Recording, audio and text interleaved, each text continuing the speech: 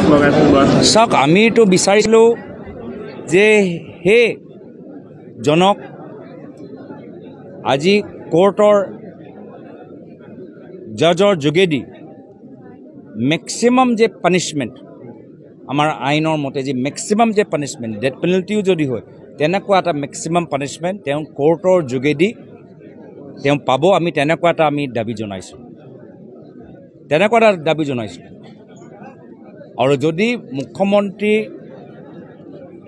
court নোহোৱাটো বিচাৰে তেনেকুৱা আইন আনি দিয়ক যে আমাক কোৰ্ট নালাগে আমাক কোৰ্টৰ বাহিৰে আমি ন্যায় দিবলৈ বিচাৰোঁ যিয়ে নহওক ধিঙত যি হ'ল মই পুনৰবাৰ গৰিহণা দিছোঁ সেই সৰু ছোৱালী অভিভাৱকসকলৰ লগত মই থিয় দিছোঁ আজি আমি সকলোৱে মৰ্মাহত আৰু ধিঙৰ মানুহবোৰো আজি মই যিমান গম পাইছোঁ সেইজন মানুহৰ জনাজা দিয়াৰ ক্ষেত্ৰত বাধা দিছে ধিঙৰ মানুহে তেওঁলোকক সামাজিকভাৱে বহিষ্কাৰ কৰিছে আজি আমি সকলোৱে ইয়াত দায়িত্ব ইয়াত খালি চৰকাৰৰ কথা নহয় আপোনালোকে ধিঙৰ মানুহে যে সামাজিকভাৱে তেখেতক বহিষ্কাৰ কৰিছে সেইটো এটা ইংগিত যে আমি নিজৰ মাজত যিকোনো অপৰাধী এই হিন্দু হওক মুছলমান হওক যিয়ে হওক আমি অসমীয়া সমাজত অসমীয়া মানুহবোৰ আমি যিকোনো অপৰাধীজনক আমি শৰণ আমি নিদিওঁ এনেকুৱা এটা সমাজ আইন মানি লোৱা সমাজ আমি হ'বলৈ বিচাৰোঁ এনেকুৱা ধৰণৰ ঘটনাৰ আলম লৈ দেখিব পোৱা গৈছে যিহেতু আপুনি আপাৰ আছামৰে সাংসদ গতিকে এইফালে এটা দেখিব পোৱা গৈছে যে মুছলমানৰ ওপৰত আক্ৰমণ বা মিয়া শব্দ ব্যৱহাৰ কৰি মিয়া খেদা অভিযান বা এনেকুৱা ধৰণৰ যিখিনি চাওক মুখ্যমন্ত্ৰী মহোদয়ে বাস্তৱ অস্ত্ৰটো আমি নাইকিয়া কৰি দিলোঁ মুখ্যমন্ত্ৰী হিমন্ত বিশ্ব শৰ্মা ডাঙৰীয়া বাস্তৱ অস্ত্ৰ আছিলে মৌলানা আজমল চাহাব সেইটো আমাৰ কংগ্ৰেছ দলৰ ৰকিবুল হুছেইন ডাঙৰীয়া সেই অস্ত্ৰটো ভাঙি চুৰমাৰ কৰি দিলে এতিয়া উপায়হীন এতিয়া হিমন্ত বিশ্ব শৰ্মা ডাঙৰীয়া সৰু আজমল বিচাৰি আছে সেইকাৰণে কেতিয়াবা এজন ইউনিভাৰ্চিটি মালিকক ধৰে কেতিয়াবা এজন সাংবাদিকজনক ধৰে সেইটোতো তেওঁলোকৰ নিৰাশা এটা প্ৰমাণ ইয়াৰ আগত কি কৰি আছিলে ইয়াৰ আগত আজমল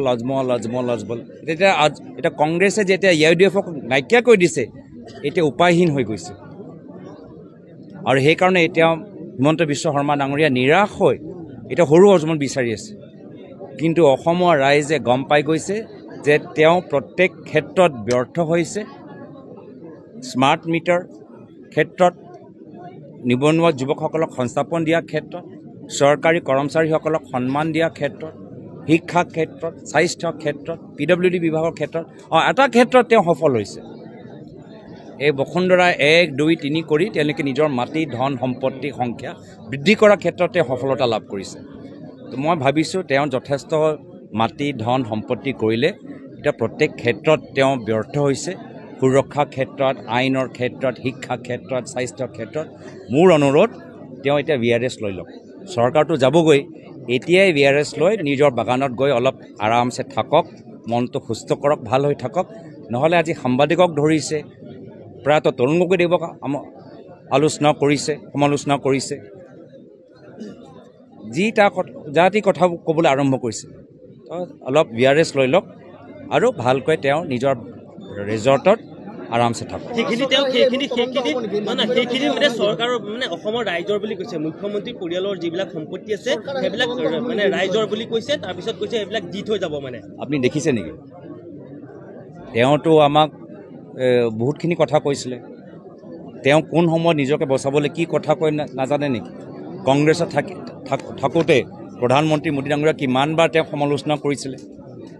তো তেওঁৰ কথা কিবা তথ্য বা তেওঁৰ কথা কিবা যুক্তি বা গ্ৰহণযোগ্যতা আছে নেকি তো সেইকাৰণে আমি অলপ দিনৰ পিছত আমি এটা ৱেবছাইট খুলিম তেওঁ ইমান নিজৰ ধন সম্পত্তি মাটি গৈছে তেওঁ নিজে নাজানে ক'ত তেওঁলোকৰ মাটি পৰিয়ালৰ বিভিন্ন সদস্যসকল য'ত ত'ত তেওঁলোকে মাটি কিনিছে তেওঁলোকক সহায় কৰিবলৈ আমি এটা পৰ্টেল খুলিম অলপ দিনৰ পিছত য'ত অসমৰ ৰাইজে তেখেতক বিভিন্ন মাটি তালিকা